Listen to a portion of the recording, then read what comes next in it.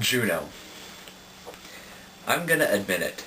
The trailers for this movie made it seem like some annoying cutesy Sundance movie, the kind that prides itself on being quirky and offbeat, but whose foibles often just come off as contrived and self-congratulatory.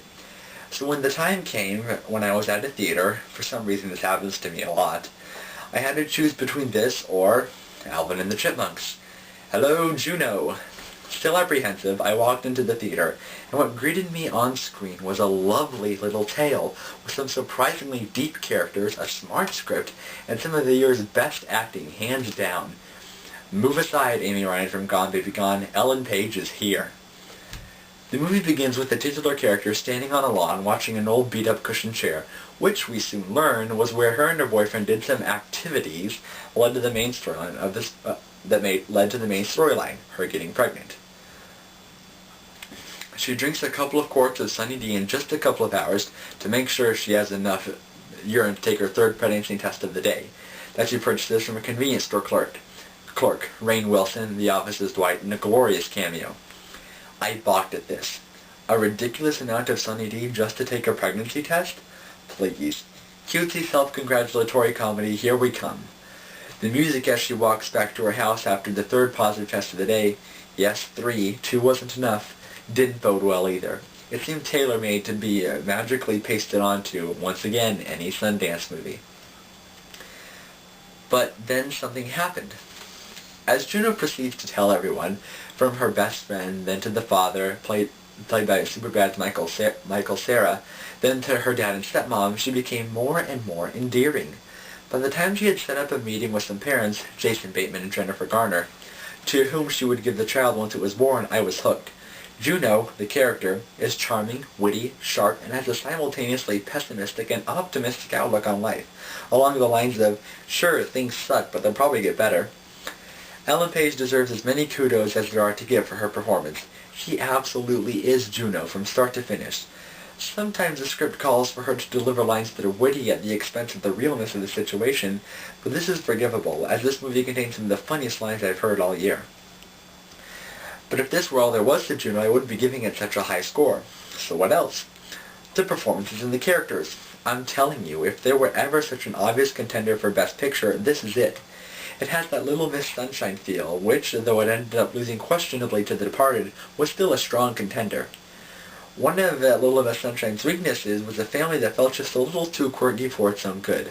In Juno, every single character is real down to the very marrow of their bones, and the performances contribute to this. Michael Cera basically plays his Superbad character of a nervous high school youngster, but he adds many little layers to it that almost transform him entirely. I believe this character will react to these things in this way.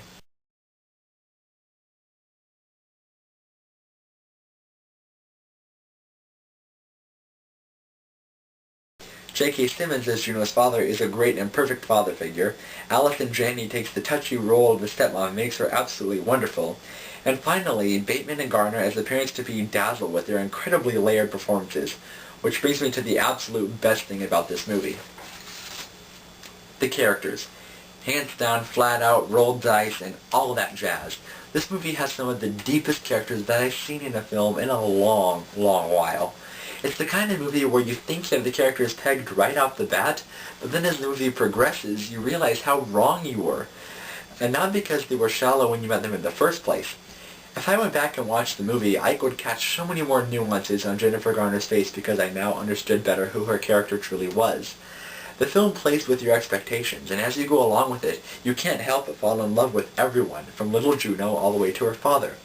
Bateman and Garner as the couple surprised the most of all, and characters which I initially thought I would hate for their shallowness turned into actual real people before my eyes. A film that can do this, and do this effectively, deserves some of the highest praise around. The movie just floored me with so much that the movie I initially kind of wanted to despise, I ended up loving like none other. Not since Ratatouille's charming and delightful story has the movie captured me up so well in its characters and world. As I mentioned, though, there are a few flaws. Cutesy moments that, if done without, would have done wonders to make this a near-perfect screenplay. The dialogue is sometimes too conveniently clever. Little quirky touches seem oddly out of place. Cera's character eats orange Tic Tacs, which Juno calls his only vice. and it's never clear exactly why they're a vice or why they're present, other than their predictable use at the end of the film for a nice little happy moment. Narration is superimposed over a lot of the film, but I really don't think this movie needed narration to survive. I suppose it helps to cement it as Juno's film, but to me it removed me from the reality a little bit. And finally, the music, though absolutely adorable, here is the church and here is the steeple, we sure are cute for two ugly people, sounds a little too contrived and indie for me. I mean, I can appreciate cutesy music where applicable, but still. Despite all this though, Juno impressed me so much in other ways, I have to give it a very high score. This movie may end up going on my best of 2007 list. It's that good. Good performances, good screenplay, great characters, and a story that will warm your heart this holiday season like no other. Sorry for the cheesiness there, I couldn't help it. Juno was a strong candidate for the surprise comedy that came out of nowhere. It is directed by the guy who did the sometimes too clever and annoyingly witty Thank You for Smoking, which, don't get me wrong, I loved, but that film is not something you would expect to come from a guy with the incredibly soft touch evidenced in Juno. A great, excellent, wonderful comedy. I give Juno a 9 out of 10.